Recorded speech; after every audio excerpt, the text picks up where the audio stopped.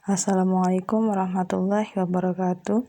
Perkenalkan, saya Iis Luvitaningsih. Di sini saya akan mempresentasikan proposal saya yang berjudul Pengaruh Terapi Pijat Refleksi Kaki Terhadap Penurunan Tekanan Darah pada Lansia dengan Hipertensi di Posyandu Lansia Desa Karangmalang, Kecamatan Bobotsari, Kabupaten Purbalingga, yang dibimbing oleh Pak Madyo Marioto dengan Ibu Ita.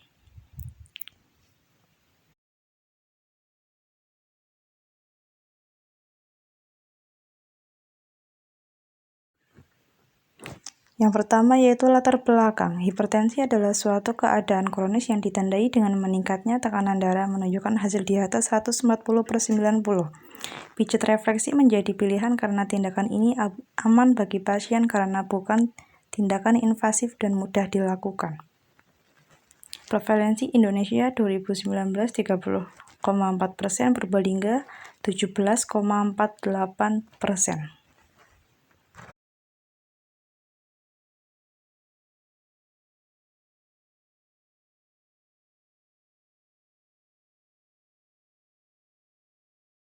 Selanjutnya, tujuan penelitian. Yang pertama, tujuan umum untuk mengetahui pengaruh terapi pijat refleksi kaki terhadap penurunan tekanan darah pada lansia dengan hipertensi di Posyandu Lansia Desa Karangmalang, Kecamatan Bobotsari, Kabupaten Purbalingga. Selanjutnya, tujuan khusus mengetahui tekanan darah sistolik dan diastolik sebelum dilakukan terapi pijat refleksi kaki terhadap penurunan tekanan darah pada lansia dengan hipertensi.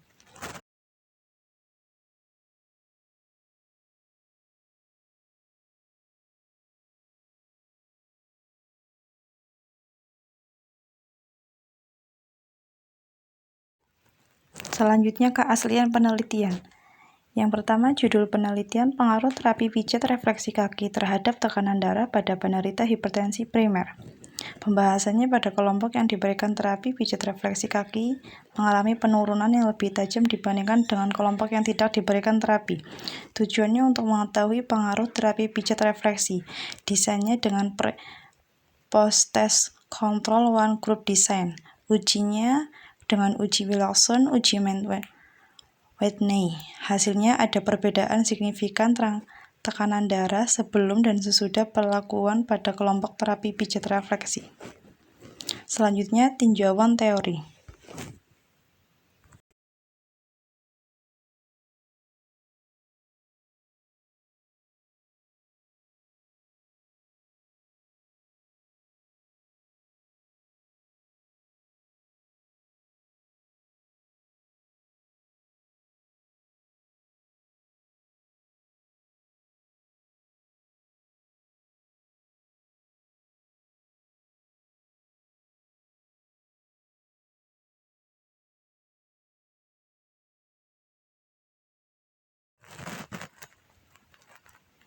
Selanjutnya, hipertensi.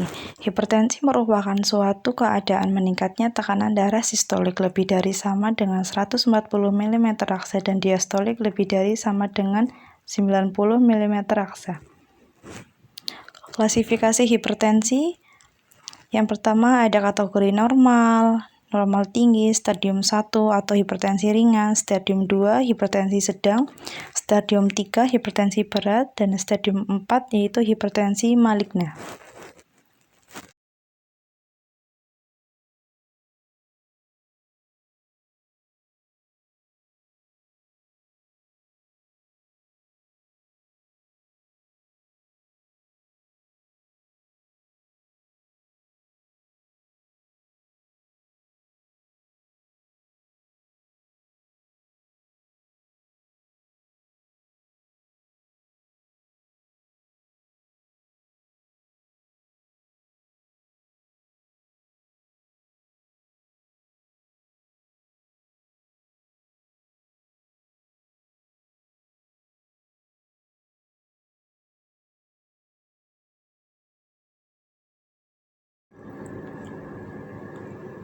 Selanjutnya, kerangka teori. Hipertensi dibagi menjadi dua, hipertensi primer dan sekunder. Manifestasi klinisnya, tekanan darah yang tinggi, sakit kepala, pusing, keletihan, penglihatan kabur. Pemeriksaan penunjangnya riwayat dan pemeriksaan fisik secara menyeluruh, pemeriksaan retina, Pemeriksaan laboratorium untuk mengetahui kerusakan organ seperti ginjal dan jantung. Selanjutnya komplikasi, stroke, infark miokardium, gagal ginjal, encephalopati. Selanjutnya penata laksanaan terapi farmakologi dengan obat-obatan, terapi non-farmakologi dengan pijat refleksi.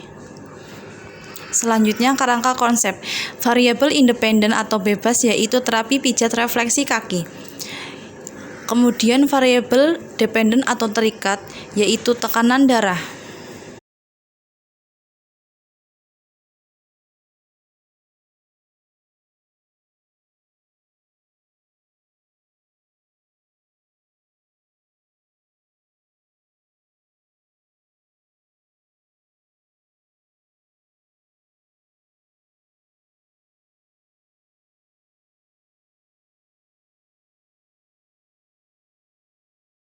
Selanjutnya hipotesis. Yang pertama yaitu HA, ada pengaruh terapi pijat refleksi kaki terhadap penurunan tekanan darah pada lansia dengan hipertensi di Posyandu Lansia, Desa Karangmalang, Kecamatan Bobotsari, Kabupaten Purbalingga. Yang kedua H0, tidak ada pengaruh terapi pijat refleksi kaki terhadap penurunan tekanan darah pada lansia dengan hipertensi di Posyandu Lansia, Desa Karangmalang, Kecamatan Bobotsari, Kabupaten Purbalingga.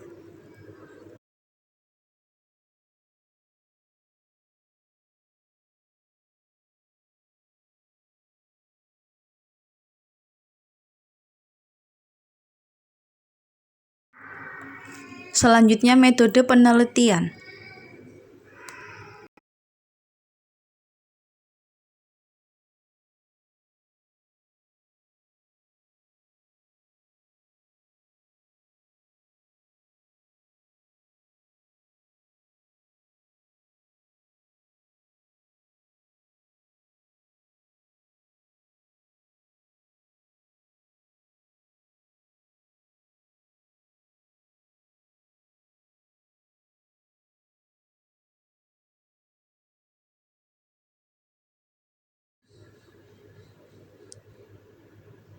Jenis dan rancangan penelitian. Penelitian ini menggunakan jenis penelitian kualitatif dengan rancangan penelitian pra-eksperimental, yaitu one group pre-post design. Penelitian ini dimulai dengan melakukan pretest pengukuran tekanan darah, kemudian memberikan intervensi pijat refleksi kaki. Intervensi pijat refleksi kaki dilakukan selama 30 menit, setiap 3 hari sekali selama 2 minggu.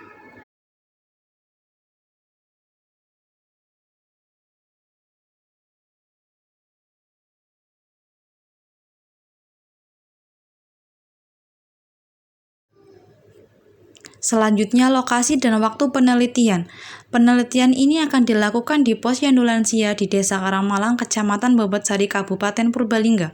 Waktu penelitiannya yaitu dimulai pada tanggal 8 Maret 2021 sampai 14 Maret 2021.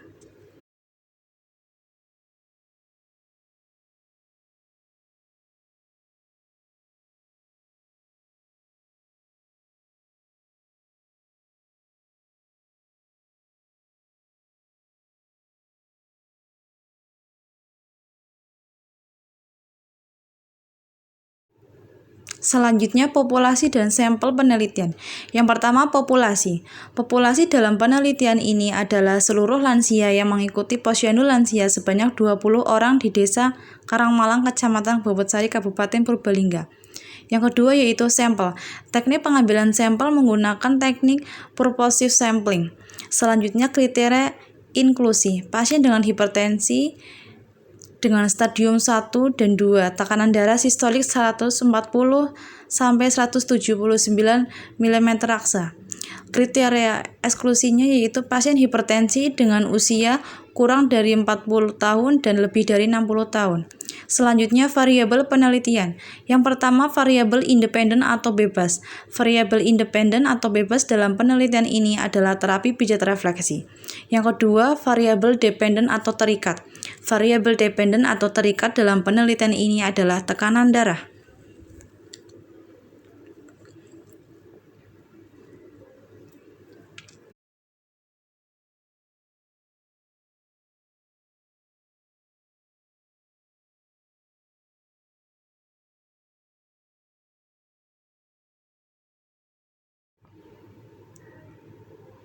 Selanjutnya, definisi operasional.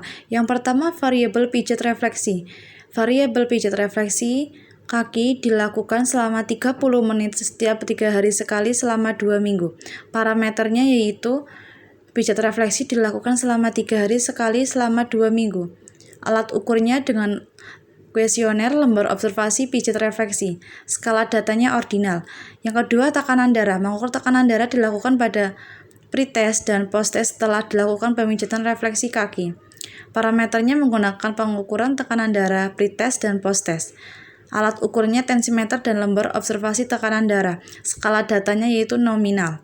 Selanjutnya, instrumen penelitian. Yang pertama ada lembar kuesioner, yang kedua lembar observasi, yang ketiga alat-alat yang dibutuhkan untuk pijat refleksi. Yang pertama sphygmomanometer manual, yang kedua minyak urut atau lotion, yang ketiga handuk kecil, yang keempat ada alat tulis.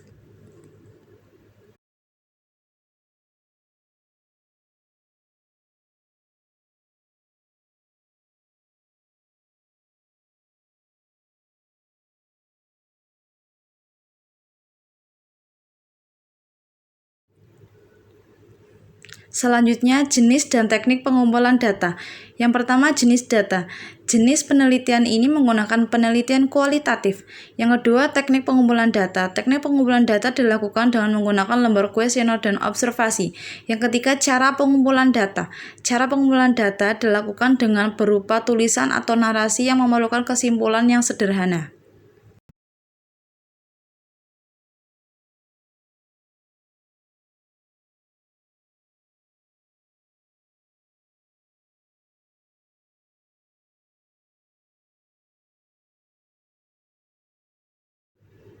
Selanjutnya, analisa data.